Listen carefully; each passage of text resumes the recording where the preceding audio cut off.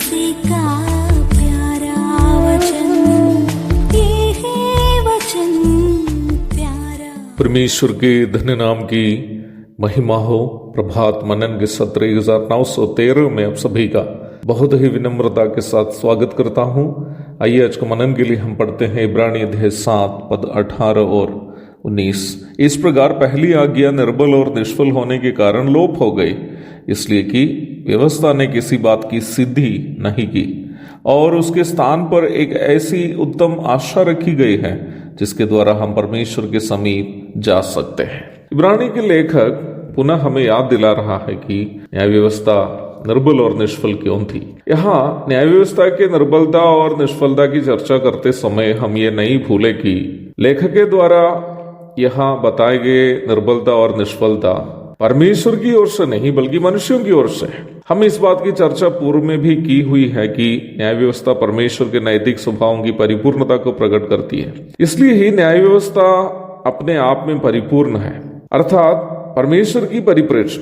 यदि ऐसी बात है तो व्यवस्था किस प्रकार निर्बल और निष्फल है, यही बात मैं प्रारंभ में बताया था कि निम्न निर्बलता और निष्फलता परमेश्वर की परिप्रेक्ष्य में नहीं है बल्कि मनुष्य की परिप्रेक्ष्य में। न्याय व्यवस्था ये मांग करती है कि मनुष्य भी परमेश्वर के नैतिक स्वभावों की परिपूर्णता में जीवन बिताए।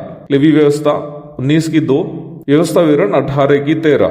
मत्ती अध्याय 5 से 7 तक के अध्यायों में हमारे प्रभु यीशु मसीह न्याय व्यवस्था की मांग और हमारा निर्बलता को बहुत स्पष्ट रूप में परिभाषित किया है। उदाहरण स्वरूप परमेश्वर ने जब ये आदेश दिया कि हत्या न करना, निर्गमन 20:13, इस्राएलियों ने केवल इतना समझा कि किसी का प्राण लेना हत्या है इसलिए प्राण नहीं लेनी चाहिए, परंतु परमेश्वर के नैतिकता के स्तर में इस्राएली किसी दूसरे इस्राएली को है मूर्ख करके बुलाना भी आग की झील में जाने के लायक पाप और किसी दूसरे भाई से क्रोध करना हत्या करने के बराबर के कार्य था।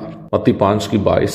वैसे ही जब परमेश्वर ने यह आज्ञा दी कि व्यभिचार नहीं करना, निर्गमन 20:24, माफ कीजिएगा निर्गमन 20:14, इस्राएल के यहां तक भक्त लोग जैसे दाऊद भी व्यभिचार को बस इतना समझा कि वैवाहिक रिश्ते के बाहर स्त्री के साथ शारीरिक संबंध बनाना व्यभिचार है। इसलिए दाऊद जैसे भक्त लोग भी, वे लोग जो भी महिलाओं को देखकर आकर्षित हुए उसे विवाह करके पत्नी बना दी, परंतु परमेश्वर के नैतिक स्तर के अनुसार स्त्री पर कुदृष्टि डालना भी व्यभिचार है। मत्ती 5:28। वास्तव में यहाँ निर्बलता किसको है? न्याय व्यवस्था को है?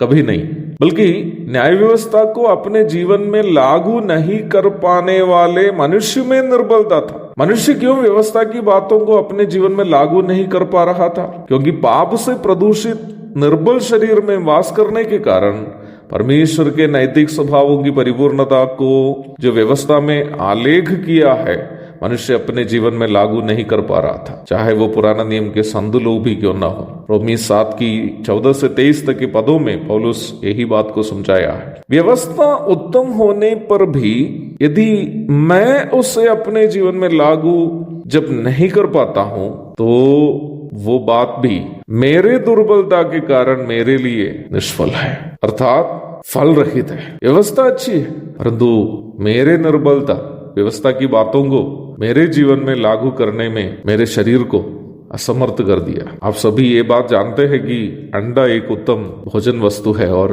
प्रोटीन युक्त है, परंतु मेरे बच्चों में से एक के लिए अंडा बहुत घातक चीज है। जब भी वो अंडा खाती है तो उसको उल्टी, पेट दर्द आदि होने लगते हैं। अंडा अच्छा होने के बावजूद भी मेरे बच्चे की देह कमजोर होने के कारण वो नहीं खा पाती है। वास्तव में न्याय व्यवस्था भी हमारे शरीर के दुर्बलता के कारण हमारे लिए वह निर्बल और निष्फल रह गए। एक और शुभ दिन की धन्य कामनाओं के साथ आज का मनन मैं यहाँ समाप्त करता हूँ। प्रभु दया करे, इस अध्ययन को हम जारी रखेंगे। प्रभु आप सबको आशीष दे। आमीन।